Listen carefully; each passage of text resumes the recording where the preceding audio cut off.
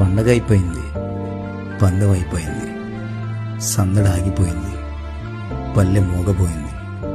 పిల్లల కేరింతలతో కలకల్లాడిన పొలంగట్లు దీనంగా చూస్తున్నాయి.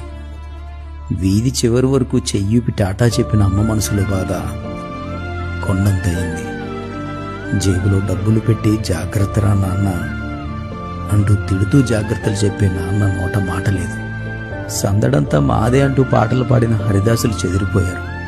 పందెం కోళ్ల బరులు సర్దేశారు. సెలవులు ముగించుకుని పట్టణానికి బయలుదేరిన విద్యార్థులు ఏదో కోల్పోయిన భావనలో ఉన్నారు. ఎన్నాళ్ళు ముగ్గులతో కలకల్లాన వీధులు ఇప్పుడు అవే రథాల ముగ్గులతో టాటా చెబుతున్నాయి. అయినా సరే మీకోసం ఈ పల్లెటూరు ఎదురు చూస్తూ ఉంటుంది. ఆ కేరింతలు మళ్ళీ వస్తాయిలే అన్న భరోసాతో మీకోసం వేచి చూస్తూ ఉంటుంది. ఎక్కడికెళ్ళినా ఈ పల్లెటూరుని మరవకండి. మన మూలాలు బలంగా ఉండాలి. మన పల్లెటూరు బాగుండాలి.